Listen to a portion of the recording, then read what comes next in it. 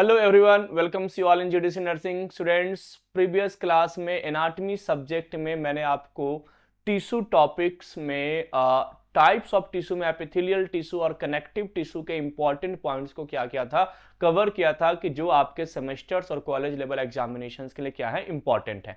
आज वाली क्लास में फर्दर कंसेप्ट को आगे बढ़ाते हैं, यानी कि थर्ड टाइप ऑफ जो हमारा टिश्यू है that is the muscles tissue, और इसके बाद फोर्थ टाइप ऑफ टिश्यू जो आपका नर्वस टिश्यू है। इन दोनों टिश्यूज के जितने भी इंपॉर्टेंट पॉइंट्स हैं उनको हम आज वाली क्लास में क्या करेंगे, कंप्लीट करेंगे, और टिश्यू टॉपिक जो आपका है वो क्या हो जाएगा, आज कंप्लीट हो जाएगा इस वीडियोस में। तो मसल्स टिश्यूज की अगर हम बात करें तो सिंपली मैंने आपको बताया था कि जो टिश्यू होते हैं वो स्पेसिफिक टाइप ऑफ फंक्शन के लिए क्या होते हैं स्टूडेंट्स, रिस्पॉन्सिबल होते हैं। और उसमें मसल्स टिश्यू का स्पेसिफिक फंक्शन में मैंने ये क्लियर किया था कि मसल्स जो है वो मूवमेंट एंड लोकोमोशन के लिए, यानी जो मसल्स वाले टिश्यूज होते हैं वो हमें मूवमेंट कराने के लिए, लोकोमोशंस कराने के लिए ये क्या होते हैं, बेसिकली रिस्पॉन्सिबल होते हैं। तो उन्हीं फंक्शन को देखेंगे कि इन फंक्शन को कैसे परफॉर्म किया जाता है, क्या क्या चीजें प्रेजेंट होती है, कितने टाइप्स के होते हैं, वो सारे पॉइंट्स हम लोग क्या करने जा रहे हैं, डिस्कस करने जा रहे हैं। तो देखिए क्या करा जी कि muscles are made up of long cylindrical fibres arranged in parallel cells. Parallelly क्या होगा, लॉन्ग सिलेंड्रिकल फॉर्म में क्या होंगे जी, सेल्स होंगे, यानी ये एक दूसरे के पैरेलल होंगे, लॉन्ग होंगे, सिलेंड्रिकल फॉर्म में होंगे। इस टाइप के आपको सेल्स देखने को मिलेंगे जब हम किसकी बात करते हैं, मसल्स सेल की बात करते हैं। Fibres are made up of numerous fine fibrils called myofibrils. याद रखिएगा, बहुत इंपॉर्टेंट पॉइंट है। वो फाइबर्स जो आपके मसल्स सेल में प्रेजेंट होता है स्टूडेंट, उसको मायोफिब्रिल्स के नाम से जाना जाता है। किस नाम से जाना जाता है, तो सर उसे मायोफिब्रिल्स कहे जाते हैं। The fibres which is present in muscles tissue is called myofibrils. देखिए हमेशा याद रखिएगा, मसल्स के लिए वर्ड हम कौन सा यूज करते हैं, जब भी मसल्स की बात होती है स्टूडेंट, कुछ कॉमन पॉइंट होते हैं जो हमें कनेक्ट करने होते हैं। जैसे होता है ना कि सरनेम होता है या कुछ ऐसी चीजें होती है, वैसे ही मसल्स के लिए हम एक सिंपल सा की वर्ड यूज करते हैं, मायो। कौन सा वर्ड यूज करते हैं, मायो। जैसे study of muscles is called myology. आप लोगों ने पढ़ा होगा कि सर मसल्स की स्टडी करना क्या कहलाता है, तो सर उसको मायोलॉजी कहलाता है। तो यहां पर मायो वर्ड जो है वो किसके लिए रिप्रेजेंट करता है, मसल्स के लिए। तो वो फाइबर जो मसल्स में प्रेजेंट होंगे उसको क्या कहा जाएगा, मायोफिब्रिल्स कहा जाएगा। मायो वर्ड यानी मसल्स को रिप्रेजेंट कर रहा है, ठीक है ना। और ये आपके न्यूमरस फाइन जो फाइबर्स जो बहुत फाइन होते हैं, बहुत थीन होते हैं, उसको फिब्रिल्स कहा जाता है। और वो फिब्रिल्स जो आपके मसल्स में प्रेजेंट होंगे, तो मसल्स के लिए हमने कौन सा वर्ड यूज किया, मायो, तो उस फिब्रिल्स को हम क्या कहेंगे, मायोफिब्रिल्स कहेंगे। ठीक है, तो आई होप आपको समझ में आ गया होगा कि fibres are made up of numerous fine fibrils called myofibrils. इसे मायोफिब्रिल्स के नाम से जाना जाता है।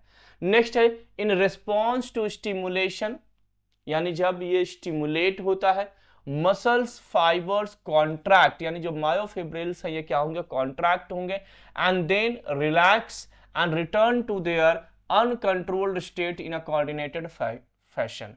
क्या कहा जा रहा है जी कि जब ये मसल्स स्टिमुलेट होते, यानी अगर कोई मसल्स को स्टिमुलेट करेगा, चाहे वो आयंस के थ्रू हो या रिसेप्टर्स के थ्रू हो, कोई न्यूरोट्रांसमीटर्स के थ्रू हो, या कोई अदर एंडोजीनियस या एक्सोजीनियस मीडिएटर्स के थ्रू, जब मसल्स को स्टिमुलेट किया जाएगा, जैसे मान के चलो मैं आपको स्टिमुलेट करूं, तो आप क्या करोगे, काम करोगे, अपना फंक्शन करोगे। और जब आप इनहिबिटरी कंडीशन में रहोगे तो आप सोए हुए रहोगे। एक सिंपल सा लॉजिक है कि मैं आपको बोलूं कि मैं आपको इनहिबिट कर रहा हूं, तो आप सो जाओगे, और मैंने आपको स्टिमुलेट किया तो आप काम करोगे, अपना जिस भी फंक्शन के लिए आप रिस्पॉन्सिबल है उस फंक्शन को क्या करोगे, प्रोसीड करोगे। तो जब मसल्स को स्टिमुलेट किया जाता है, मसल्स स्टिमुलेट कैसे होंगे, तो सर या तो सोडियम या कैल्शियम की एंट्री होगी, या तो सर यहाँ पर रिसेप्टर्स होंगे, जैसे एसिटाइल कोलिन का एनएम रिसेप्टर प्रेजेंट होता है जो मसल्स को स्टिमुलेट करता है। ऐसे और भी बहुत सारे एंडोजीनियस और एक्सोजीनियस फैक्टर्स होंगे जो मसल्स को क्या करते हैं स्टूडेंट, स्टिमुलेट करते हैं। तो जब मसल्स स्टिमुलेट होता है तो मसल्स कॉन्ट्रैक्ट होता है। क्या होता है, contract and relax, contract relax. ये कॉन्ट्रैक्शन और रिलैक्सेशन मसल्स के अंदर क्या होते हैं, प्रोसेस प्रोसीड होते हैं। और ये भी याद रखिएगा, मैंने प्रीवियस क्लासेस में भी आपको डिक्टेट किया था कि मसल्स जब कॉन्ट्रैक्ट होते हैं, यानी जब मसल्स क्या करते हैं, कॉन्ट्रैक्ट करते हैं, सिकुड़ते हैं, तब जाकर के हमारे अंदर क्या होती है, मूवमेंट या लोकोमोशंस करने की प्रॉपर्टीज आती है। मैं सिंपली अगर मैं बात करूं कि मैं अपने हाथ को बेंड कर रहा हूं, तो यहां जो मसल्स हैं वो क्या हो रहे हैं, कॉन्ट्रैक्ट हो रहे हैं। जब ये कॉन्ट्रैक्ट करेंगे तभी मूवमेंट होगा, अदरवाइज मूवमेंट नहीं होगा। तो सिंपली यहां पर पॉइंट क्या हमने पढ़ा कि सर मसल्स टिश्यूज की अगर हम बात करें तो basically long cylindrical parallel sailed structure है, यानी जो भी सेल जो आगे जाकर के मसल्स टिश्यू का फॉर्मेशन करते हैं वो लॉन्ग होते हैं, सिलेंड्रिकल शेप में होते हैं और पैरेलली अरेंज्ड होते हैं। फर्स्ट पॉइंट मैंने ये क्लियर किया। सेकेंड पॉइंट मैंने ये क्लियर किया कि जो मसल्स के अंदर फाइबर प्रेजेंट है वो बहुत ही फाइन होते हैं, यानी बहुत थीन होते हैं, और उन फाइन फाइबर्स को हम फिब्रिल्स कहते हैं। और वो फिब्रिल्स जो मसल्स के अंदर प्रेजेंट है एज अ फाइबर, उसे हम मायोफिब्रिल्स के नाम से जानते हैं। थर्ड पॉइंट मैंने क्लियर क्या किया कि अगर आप मसल्स को स्टिमुलेट करोगे तो मसल्स वहां पर कॉन्ट्रैक्ट होगा, देन रिलैक्स होगा, ऐसे ही ये क्या करेंगे, अपना काम करेंगे। अब आते हैं sir, what is the function of muscles tissue, यानी जो हमारे मसल्स टिश्यू हमारी बॉडी में प्रेजेंट है उनका फंक्शन क्या, बहुत ही सिंपल सा है। It provide protection against chemical and mechanical stress. अगर मान के चले यहाँ पर मसल्स नहीं हो तो आपकी बोन्स जो है वो क्या हो जाएगी, टूट जाएगी। ये आपको क्या करता है, जैसे मान लो मैंने मैकेनिकली इसके ऊपर हिट किया तो क्या ये क्या कर रहा है, हमारे बोन्स को, हमारी बॉडी को क्या कर रहा है जी, ये प्रोटेक्ट करने का काम कर रहा है। तो मैकेनिकली ये क्या कर रहा है जी, प्रोटेक्ट कर रहा है। ये मसल्स आपकी हड्डियों को, आपकी बोन को, आपकी बॉडी को प्रोटेक्ट करने का काम करता है। और केमिकली भी ये क्या करता है जी, हमें प्रोटेक्ट करता है। ये फर्स्ट फंक्शन हो गया कि प्रोटेक्शन प्रोवाइड करता है। सेकंड क्या है, muscles actions moves the body to adjust to change in the environment. Environmental conditions में भी, जैसे मान के चलिए कि आप अभी जिस भी एटमॉस्फेरिक कंडीशंस में हैं वहां पर सर टेम्परेचर अराउंड 30 डिग्री होगा। इन केस आपको मान के चलिए कि वैसे एरिया में शिफ्ट कर दिया जाए जहां पर टेम्परेचर बिलो 5 डिग्री है या बिलो 0 डिग्री है या अबव द 45 डिग्री है, तो उस केसेस में आपको उस कंडीशन में अडेप्ट होने के लिए, यानी आपको उसमें ढलने के लिए आपके मसल्स क्या होते हैं, रिस्पॉन्सिबल होते हैं। उस एटमॉस्फेरिक कंडीशंस में आप अडेप्ट कर जाएं, वहां पर रहने लायक बन जाएं, या वहां पर के स्ट्रेस को आप टैकल कर पाएं, उसके लिए मसल्स क्या होते हैं स्टूडेंट्स, रिस्पॉन्सिबल होते हैं। तो सेकेंड फंक्शन आपका क्या हो गया, muscles action moves the body to adjust to changes in the environment, यानी एडजस्ट करने में हेल्प करता है। Third, help to maintain the position of various body part. Body part जो हैं उनके पोजीशन को भी ये क्या करते हैं स्टूडेंट्स, मेंटेन करते हैं। उनके पोजीशंस को भी ये क्या करते हैं, तो सर सिंपली वो मेंटेन करने का क्या करते हैं जी, काम करते हैं। यानी कि जो भी शेप साइज है मसल्स ही उनको क्या करता है, मेंटेन करता है। Then play an active role in the movement of the body.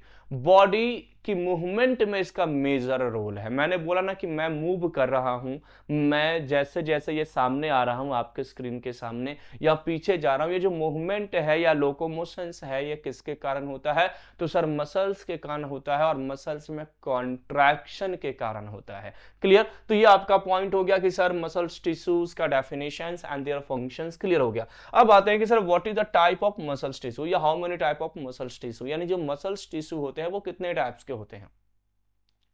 Simply जब आप नर्वस सिस्टम कभी पढ़े होंगे या आगे हम पढ़ेंगे एनाटॉमी में स्टूडेंट्स नर्वस सिस्टम, तो नर्वस सिस्टम में हम लोगों ने पढ़ा होगा, आप लोगों ने पढ़ा होगा कि सर दो टाइप के नर्वस सिस्टम होते हैं, सेंट्रल नर्वस सिस्टम और peripheral nervous system. Peripheral nervous system में भी दो तरह के नर्वस सिस्टम होते हैं, सोमैटिक नर्वस सिस्टम और autonomic nervous system. Somatic nervous system में आपने पढ़ा होगा कि वो नर्वस सिस्टम जो स्केलेटल मसल्स को कंट्रोल करे, और ऑटोनोमिक नर्वस सिस्टम में आपने पढ़ा होगा वो मसल्स जो स्मूथ मसल्स, वो नर्वस सिस्टम जो स्मूथ मसल्स को कंट्रोल करे। तो यहां पर स्केलेटल और स्मूथ, ये दो तरह के हमें मसल्स देखने को मिले।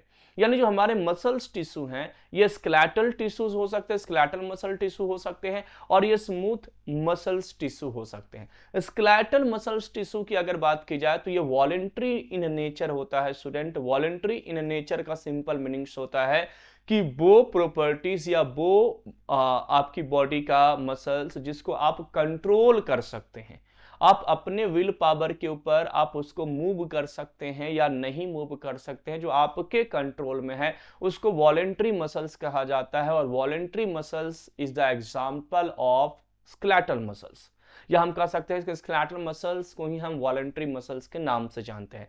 तो वॉलेंट्री का मतलब जैसे मान के चले मैं अपने फिंगर्स को मूव कर रहा हूं, अपने अकॉर्डिंग इसको ओपन एंड क्लोज कर रहा हूं, जैसा मन तैसे इसको मूव कर रहा हूं, ये मेरे विल पावर के ऊपर डिपेंडेंट है। तो ये हमारा क्या है जी, स्केलेटल मसल्स। इस टाइप ऑफ मसल्स को हम क्या कहते हैं, स्केलेटल मसल्स कहते हैं। इस टाइप ऑफ मसल्स को हम वॉलेंट्री मसल्स कहते हैं, और ये सोमैटिक नर्वस सिस्टम्स के अंडर में आते हैं स्टूडेंट्स। आगे हम नर्वस टिश्यू पे भी आएंगे, वहां पर भी आपको कुछ बेसिक कंसेप्ट इनमें से मैं क्या करूंगा, क्लियर करूंगा।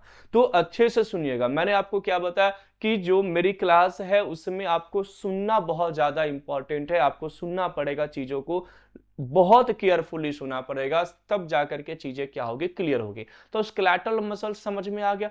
स्मूथ मसल्स यानी इनवॉलेंट्री मसल्स वो होते हैं स्टूडेंट्स जो हमारे कंट्रोल्स में नहीं होते हैं। क्या होते हैं, जो आपके कंट्रोल्स में नहीं होते हैं। जैसे जो सेल्फ रेगुलेटेड होता है, जैसे आपका स्मूथ मसल्स का एग्जांपल है आपका हार्ट। हार्ट क्या है जी, स्मूथ मसल्स में आ जाते हैं, ठीक है ना। लंग्स क्या है, स्मूथ मसल्स में आता है। स्टमक इंटेस्टाइन क्या है, स्मूथ मसल्स में आ जाते हैं। तो ये पॉइंट्स आपको क्या करना है, याद रखना। तो देखिए ये क्या कर रहा है जी, फर्स्ट टाइप है skeletal muscles tissue. It is long cylindrical multi nucleated, यानी एक सेल के अंदर में एक से ज्यादा न्यूक्लियस होगा विद द ऑब्वियस स्ट्रिएशंस, ठीक है ना। तो ये भी लॉन्ग है, सिलेंड्रिकल है और मल्टी न्यूक्लिएटेड है। लोकेशन कहां प्रेजेंट है, तो attach to the bone by tendon. ये जो आपका स्केलेटल मसल्स टिश्यूज होते हैं ये आपके बोन्स से अटैच होते हैं टेंडोन्स के थ्रू। किसके थ्रू, टेंडोन्स के थ्रू। स्केलेटल हमने इसको कनेक्टिव टिश्यू में टेंडोन्स, कार्टिलेज, ये सब मैंने आपको बताया है। तो ये टेंडोन्स के थ्रू क्या होते हैं, अटैच होते हैं। ये जो मसल्स होते हैं ये बोन्स से अटैच होते हैं और टेंडोन्स के थ्रू होते हैं। फंक्शन क्या काम करेगा, तो sir it will provide voluntary movement. मैंने क्या बताया कि वॉलेंट्री मूवमेंट कराएंगे। वॉलेंट्री मतलब जो स्केलेटल मसल्स वाली मूवमेंट है, जो आपके विल पावर के ऊपर डिपेंडेंट है। आप चाहेंगे तो मूव होगा, आप नहीं चाहेंगे तो मूव नहीं होगा, that is the voluntary muscles, ठीक है ना। तो ये वॉलेंट्री मूवमेंट के लिए रिस्पॉन्सिबल है। लोकोमोशंस यानी एक जगह से दूसरे जगह जाने में ये हेल्प करता है। And manipulation of environment and facial expression. Facial expression, मैं अपने फेस में कुछ भी एक्सप्रेशन शो कर रहा हूं, ये सारा एक्सप्रेशन जो मूवमेंट आपका सो हो रहा है ये ड्यू टू स्केलेटल मसल्स है, और ये सोमैटिक नर्वस सिस्टम कंट्रोल कर रहा है। मैं चाहूं तो हंसूं, मैं चाहूं तो रोऊं, मैं चाहूं तो फेस को किसी भी तरीके से एडजस्ट कर सकता हूं। मतलब जो भी फेशियल एक्सप्रेशन होता है वो आपके अकॉर्डिंग ही होता है। तो जो आपके अकॉर्डिंग हो रहा है ना, आपके अनुसार चल रहा है ना, आप चाह रहे हो तब हो रहा है ना, उसे वॉलंटरी कहा जाता है। उसी को स्केलेटल मसल्स, यानी वॉलंटरी का एग्जांपल स्केलेटल मसल्स है, और वॉलंटरी सोमैटिक नर्वस सिस्टम के अंडर में आता है, ये भी याद रखिएगा, ठीक है ना। तो first type of skeletal muscles, आपका जो टाइप ऑफ जो मसल्स टिश्यू है that is the skeletal muscles, वो आपका क्या हुआ स्टूडेंट्स, कंप्लीट हुआ। और स्केलेटल मसल्स में सिंपली मैंने आपको क्या बताया कि वॉलंटरी मसल्स हैं, ये सब हमारे विल पावर के ऊपर कंट्रोल्ड में है। सेकेंड आपका क्या है जी, कार्डियक मसल्स। मैंने आपको डे 1 में भी क्लियर किया था जब मैंने टिश्यू स्टार्ट किया था कि स्केलेटल मसल्स और आपका smooth muscles, third type of muscle जो है वो कार्डियक मसल्स है। और मैंने आपको बताया था कि कार्डियक मसल्स हमें अलग पढ़ने की जरूरत क्यों पड़ती है, क्योंकि कार्डियक के अंदर में जो मसल्स होते हैं वो मायोजेनिक नेचर के होते हैं, और मायोजेनिक मसल्स जो होता है उसके अंदर यूनिक प्रॉपर्टीज होती है। उसके अंदर कैसी प्रॉपर्टीज होती है, तो सर उसके अंदर यूनिक प्रॉपर्टीज होती है, वो बिल्कुल अलग होता है, सेल्फ डिपेंडेंट होता है, खुद का पेसमेकर खुद ही जनरेट करता है, किसी के अंडर में ये काम नहीं करता है, ये मैंने आपको क्लियर किया था और एग्जांपल्स भी मैंने आपको दिया था, उस वीडियोस में आप लोगों ने सुना होगा।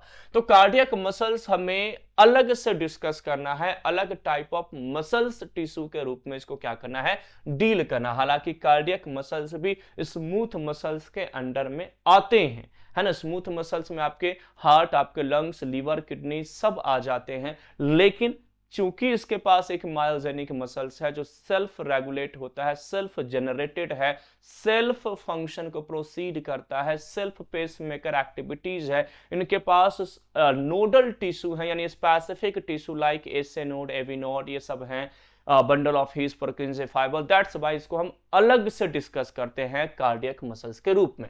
तो it is branching striated generally अन यूनिन्यूक्लिएट। यूनिन्यूक्लिएट मतलब एक सेल में एक nucleus that interdigitate at specialized junctions called intercalated। तो ये बेसिकली क्या है जी, ब्रांचिंग है और यूनिन्यूक्लिएट है, सेल के अंदर में एक ही न्यूक्लियस प्रेजेंट होते हैं।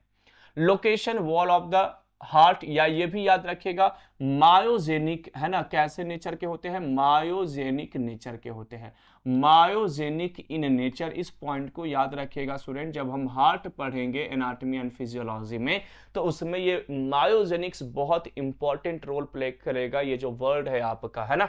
Location wall of the heart, heart के वॉल में है।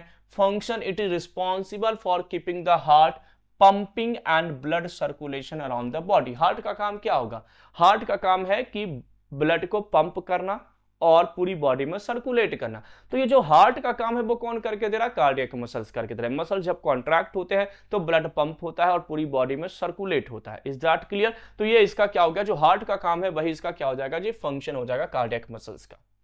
नेक्स्ट हम लोग आते हैं, that is the smooth muscles tissue. Next हमारा क्या है, स्मूथ मसल्स टिश्यू, यानी थर्ड टाइप ऑफ टिश्यू पे आते हैं। स्मूथ मसल यानी इनवॉलेंट्री मसल। इनवॉलेंट्री मतलब जिसको हम अपनी मर्जी से कंट्रोल नहीं कर सकते, वो सेल्फ कंट्रोल्ड होगा। जैसे कि मान के चलिए मैंने फूड को इनटेक किया तो ऑटोमेटिक HCl रिलीज होगा, वहां पर पेप्सिन एंजाइम एक्टिवेट होंगे, वहां पर और भी सारी मेटाबॉलिक एक्टिविटीज शुरू हो जाएगा। आपको नहीं पता, मुझे पता है क्या कि मेरी बॉडी में क्या चल रही है, अभी इंटरनल ग्लाइकोलिसिस हो रहा है, क्रैब साइकिल चल रहा है, लिंक रिएक्शन चल रहा है, ऐसे बहुत सारी मेटाबॉलिक एक्टिविटीज बॉडी के अंदर में चल रही है। किडनी अपना काम कर रहा है, वहां पर आपका यूरिन का फॉर्मेशन हो रहा है, हर एक फंक्शन प्रोसीड हो रहा है जो आपके कंट्रोल में नहीं है। आपके मतलब मैं कहूं कि भाई किडनी अभी यूरिन का फॉर्मेशन बंद कर दो, तो क्या किडनी यूरिन का फॉर्मेशन करना बंद कर देगा? मैं बोल दूं कि भाई अभी डाइजेशन बंद रखो, तो क्या डाइजेशन बंद हो जाएगा? बिल्कुल भी नहीं, क्योंकि आपके विल पावर के ऊपर नहीं है, ये आपके ऊपर डिपेंडेंट नहीं है, यानी ये इनवॉलेंट्री कंट्रोल है। और जो इनवॉलेंट्री कंट्रोल में आते हैं वो आपका स्मूथ मसल्स होते हैं। स्मूथ मसल्स जो होता है स्टूडेंट, वो कैसा होता है, इनवॉलेंट्री इन नेचर होता है, इनवॉलेंट्री कंट्रोल में होते हैं, आपके कंट्रोल में नहीं होते हैं। और ये ऑटोनोमिक नर्वस सिस्टम का पार्ट है। किसका पार्ट है जी? ऑटोनोमिक नर्वस सिस्टम का पार्ट है, यानी यहां पर आपको एसिटाइल कोलिन और एड्रीनलिन वाला कंसेप्ट अप्लाई होगा, पैरासिंपैथेटिक एंड सिंपैथेटिक। आगे इस पे बात करेंगे। तो स्मूथ मसल्स की प्रॉपर्टीज क्लियर हो गया। It is spindle-shaped cell with a central nuclei, no striation, and cells are arranged closely to form sheets। इसमें एक शीट लाइक स्ट्रक्चर आपको दिखाई देगा, ऐसा लगेगा कि एक यहाँ पर मैट लाइक ऑर्गेनाइजेशन है। ये आपको कहाँ पर देखेंगे? स्मूथ मसल्स में देखने को मिलेगा। लोकेशन, तो tunica media layer of the arteries, arteries में प्रेजेंट है। टूनिका मीडिया आर्टरीज का मिडल लेयर होता है। ब्लड वेसल्स में मिडल लेयर को मीडिया कहा जाता है, टूनिका मीडिया। ये मिडिल लेयर है जो कॉन्ट्रैक्शन और रिलैक्सेशन यानी वेसोडाइलेशन, वेसो कॉन्स्ट्रिक्शन। तो ब्लड वेसल्स में प्रेजेंट है तो क्या करेगा? वेसो कॉन्स्ट्रिक्शन और वेसोडाइलेशन करेगा, और वो भी मेरे कंट्रोल में नहीं है, यानी वो भी सेल्फ कंट्रोल है, वहां पर एसिटाइलकोलिन और नॉरएड्रेनालिन रोल प्ले करेगा। तो लेयर में प्रेजेंट है जी। और विंस में भी मीडिया लेयर में यानी मिडिल लेयर में।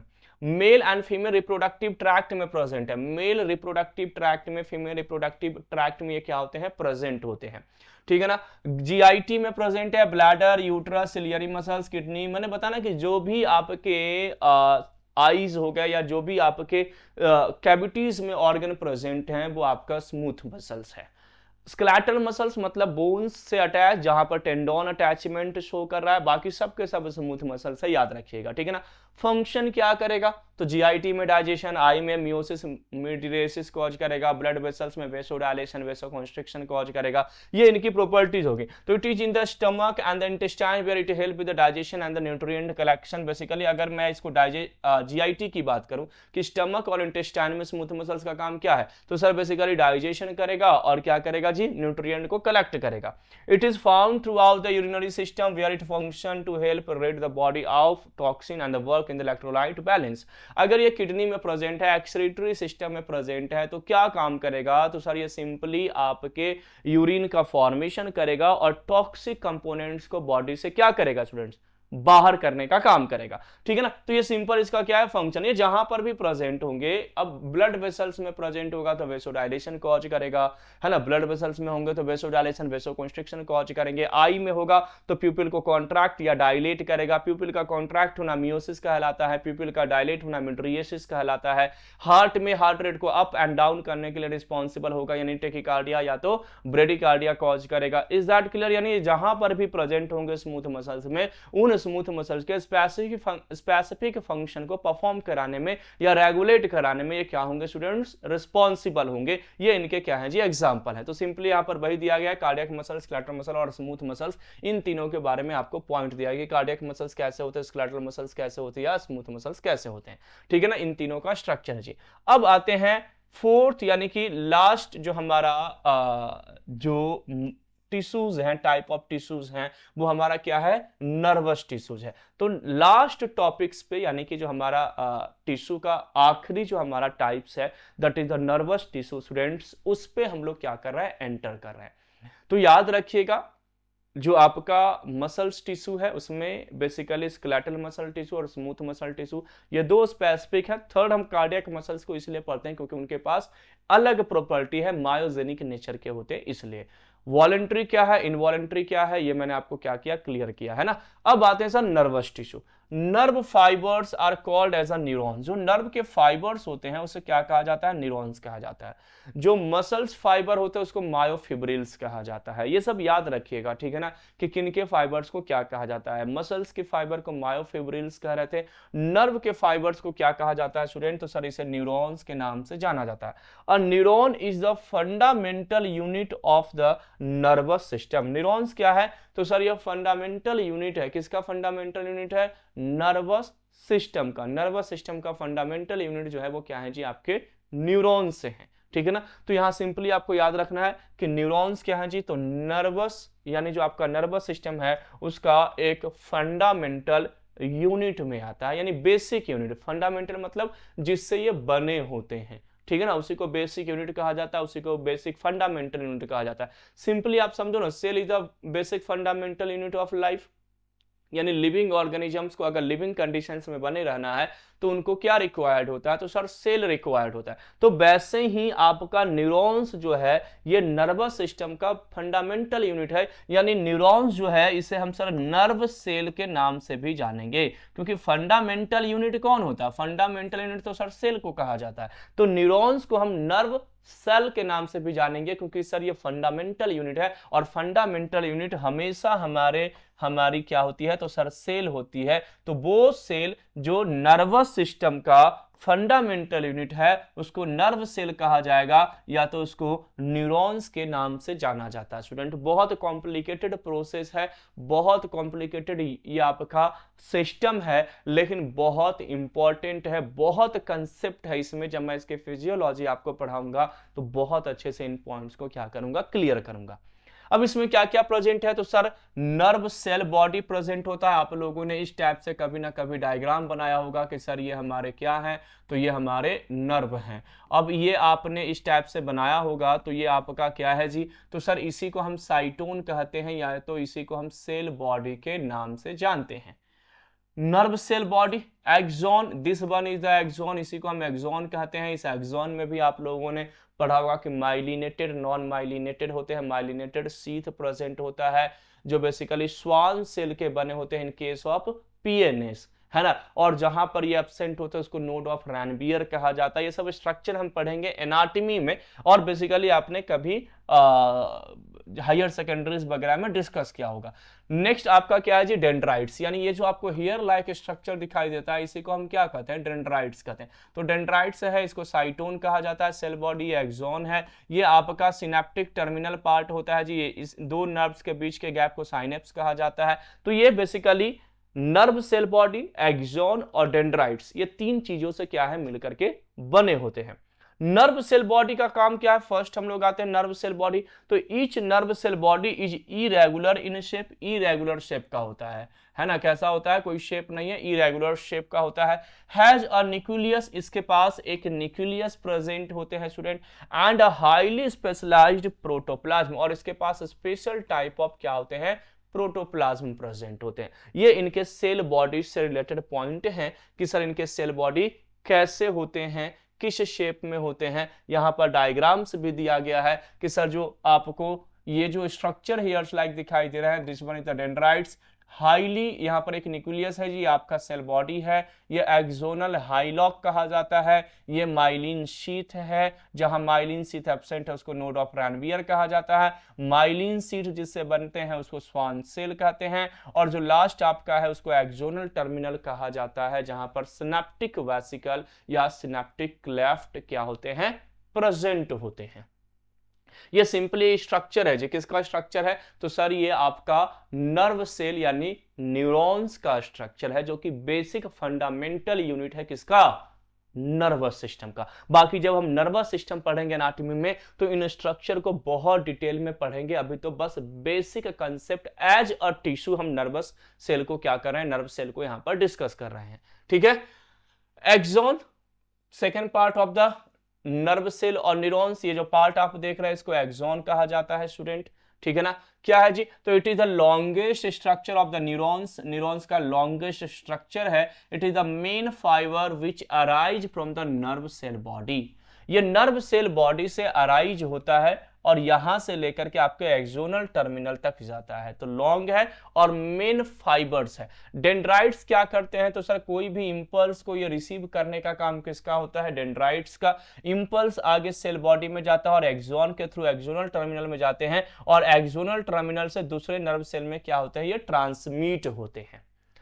इट मे और may not be covered by the medullary sheath और द माइलिन शीथ। मैंने आपको बताया ना कि एक्सॉन में भी माइलिनेटेड हो सकते हैं और मे नॉट भी माइलिनेटेड हो सकते हैं, यानी अगर ये माइलिनेटेड है यानी माइलिन शीथ जो है अगर प्रेजेंट है, if there will be present myelin sheath then it is called myelinated axon, and if myelinated sheath are absent there then it is called non myelinated sheath और non myelinated axon. तो myelinated हो सकते हैं या नहीं भी हो सकते हैं, ये नर्व्स के ऊपर डिपेंडेंट होता है। The medullary sheath is covered by the neurilemma that is the node of Ranvier, यानी ये जो माइलिनेटेड शीथ हैं ये कवर होते हैं, यानी जैसे मान लो ये आपका माइलिनेटेड शीथ है, ये ऊपर एक्सॉन है, ये आपका माइलिनेटेड शीथ है। अब ये जो शीथ है ना, मैंने आपको क्या बताया कि नोड ऑफ रैनवियर कहां पर रिप्रेजेंट किया जाता है, यहां पर रिप्रेजेंट किया जाता है, ये नोड ऑफ रैनवियर है। ठीक है ना, ये क्या है, नोड ऑफ रैनवियर है। तो ये माइलिनेटेड शीथ, ये आपका जो कवरिंग लेयर है ना उसको रिप्रेजेंट किया जाता है। ठीक है, समझ में आ गया, तो उसको रिप्रेजेंट किया जाता है रैनवियर, और seen at the interruptions found in the myelin sheath at the regular interval. ये आपका माइलिन शीथ है, ये आपका माइलिन शीथ है, ये आपका इस टाइप से क्या होते हैं स्टूडेंट, माइलिन शीथ आपको देखने को मिलते हैं। ये आपका ये क्या है जी, तो ये माइलिन शीथ आपको देखने को मिलता है, और ये जो इंटरप्शन है ना इसी को नोड ऑफ रैनवियर कहा जाता है। ठीक है ना, ये नोड ऑफ रैनवियर आपको देख रहे हैं, ये वाले पॉइंट को क्या कहा जाता है, नोड ऑफ रैनवियर। आगे एनाटॉमी में डिटेल में आपको पढ़ाऊंगा। नेक्स्ट आपका क्या है, dendrites. These are the short fibres arising from the body of the nerve cell. ये आपका क्या है जी, डेंड्राइट्स जो है वो आपके क्या है, ये वाला पार्ट, यानी जो सेल बॉडी से क्या होता है, अराइज होता है। ठीक है ना, they conduct impulse toward the cell body, ये क्या करते हैं, जो भी इंपल्स होते हैं उसको रिसीव करते हैं और कहां भेजते हैं, सेल बॉडी की ओर भेजते हैं, यानी साइटोन की ओर क्या करते हैं, उसको सेंड करते हैं। Synapse is the junction between the axon of one neurons and the dendrites of the another neurons. अब दो नर्व सेल के बीच के, जैसे मान लो ये एक नर्व सेल है, suppose that this one is a nerve cell, ठीक है ना, ये आपका नर्व सेल है, दूसरा नर्व सेल आपका ये है जी। तो दो नर्व सेल के बीच का जो गैप होता है इसी को हम क्या कहते हैं जी, साइनेप्स कहते हैं। तो साइनेप्स किसके बीच में है, तो सर ये वाला आपका पार्ट क्या कहलाएगा, एक्सोनल टर्मिनल। तो एक्सोनल टर्मिनल, और ये वाला पार्ट क्या है, डेंड्राइट्स। तो एक्सोनल टर्मिनल और डेंड्राइट, एक सेल का कौन सा पार्ट, तो सर एक सेल का आपका एक्सोनल टर्मिनल वाला पार्ट और एक सेल का आपका डेंड्राइट। इन दोनों के बीच का जो गैप होता है उसी को साइनेप्स कहते हैं, और इसी गैप को गैंग्लिया कहा जाता है एएनएस के केस में, है ना। एएनएस के केस में इसको गैंग्लिया कहा जाता है। ये बेसिकली हम अभी टिश्यू की बात कर रहे हैं, दैट्स वाई मैं बहुत शॉर्ट में आपको चीजों को डिक्टेट करते जा रहा हूं। ये सारा information, collective information, cumulative information जो बहुत इंपॉर्टेंट होने वाले हैं आपको एनाटॉमी में, मैं डिटेल में इसी चैनल पे आपको पढ़ाने वाला हूं जब आपका ये टॉपिक आएगा नर्वस सिस्टम।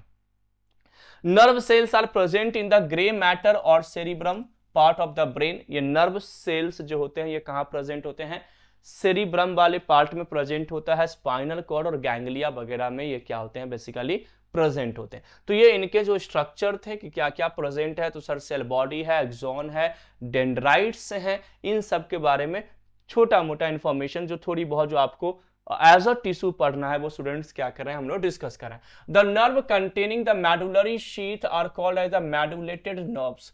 वो नर्व्स जिसमें मेडुलरी शीथ प्रेजेंट होता है उसको मेडुलेटेड नर्व्स कहा जाता है। दे कंटेन न्यूक्लियाई, इनमें न्यूक्लियाई यानी न्यूक्लियस प्रेजेंट होते हैं। The nerves which do not contain the sheath are called non medullated nerves, ठीक है ना। और मेडुलेटेड का मतलब क्या है, माइलिन शीथ, जिसमें एक्सॉन के बाहर एक शीथ प्रेजेंट है, एक चादर प्रेजेंट होता है, एक लेयर प्रेजेंट होता है, जिसको हम क्या कहते हैं, माइलिनेटेड शीथ कहते हैं। तो may be myelinated sheath present हो सकते हैं और may be myelinated sheath present नहीं हो सकते। तो वैसे नर्व सेल, वैसे न्यूरॉन जिनमें माइलिनेटेड शीथ प्रेजेंट होता है यानी श्वान सेल, उसे हम माइलिनेटेड नर्व सेल कहते हैं, और जिनमें एब्सेंट होता है उसको नॉन माइलिनेटेड नर्व सेल कहते हैं। माइलिनेटेड नर्व सेल को मेडुलेटेड नर्व सेल के नाम से भी जाना जाता है, और नॉन माइलिनेटेड नर्व सेल को नॉन मेडुलेटेड नर्व के नाम से भी जाना जाता है, ठीक है ना। तो medullary sheath is also called as a myelin sheath. Is that clear.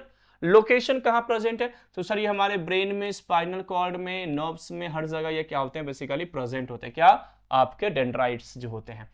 Function की बात की जाए कि सर नर्व टिश्यूज का फंक्शन क्या है, नर्व सेल का फंक्शन क्या है, तो डे 1 क्लास में भी मैंने आपको जब टिश्यू स्टार्ट किया था तो उस समय मैंने क्लियर किया था कि एक स्पेसिफिक फंक्शन है जिसका नाम है कंट्रोल एंड कोऑर्डिनेशन।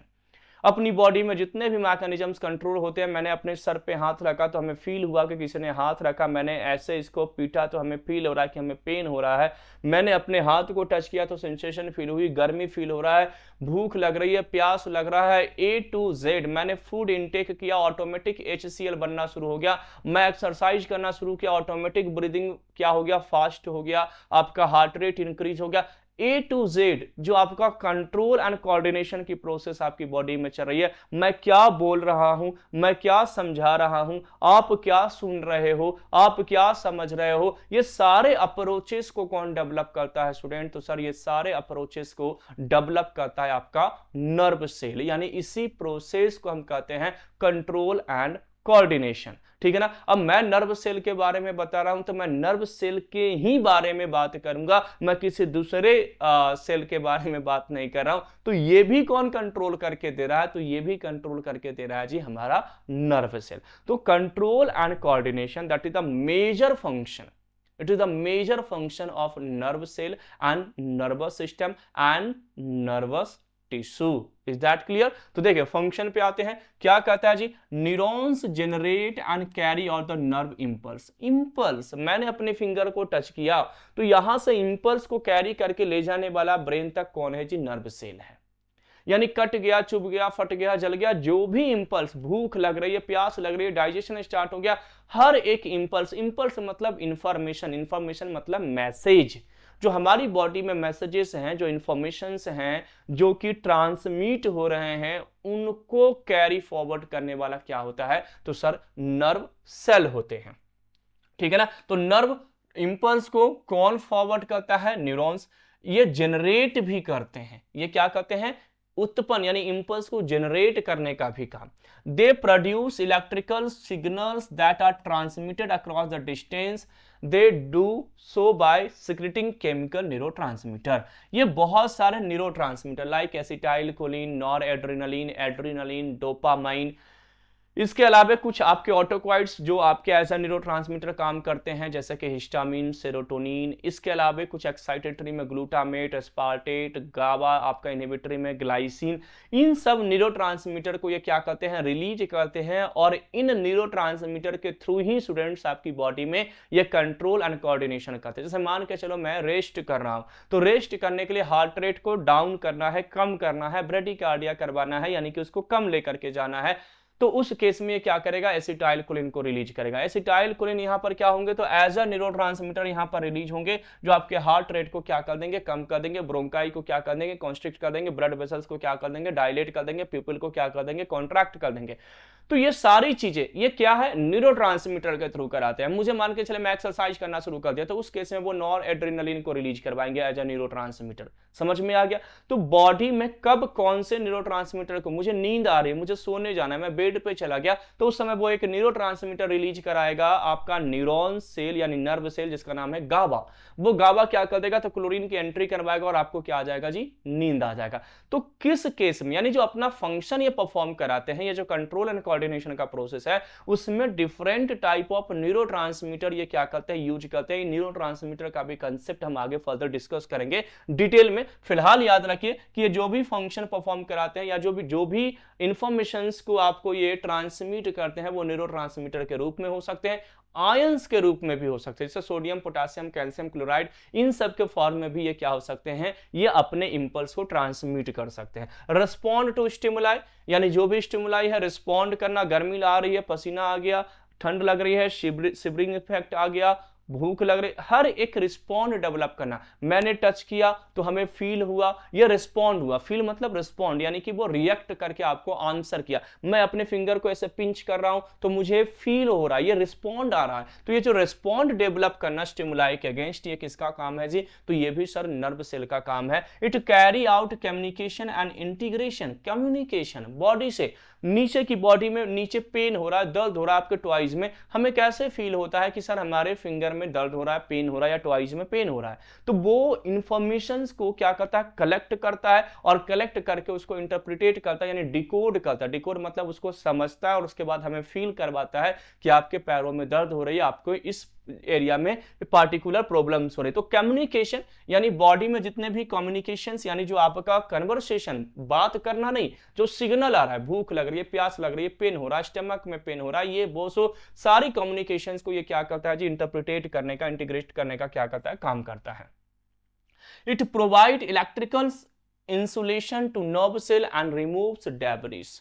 जो भी डेब्रिस होते हैं, डेब्रिस मतलब जो आपके डेड सेल होते हैं, या डेड माइक्रो ऑर्गेनिज्म या पैथोजेंस होते हैं, उनको ये क्या करते हैं? बॉडी से रिमूव करने का काम भी करते हैं, और बाकी इलेक्ट्रिकल इंसुलेशन का काम करते हैं। Carry message from the other neuron to the cell body.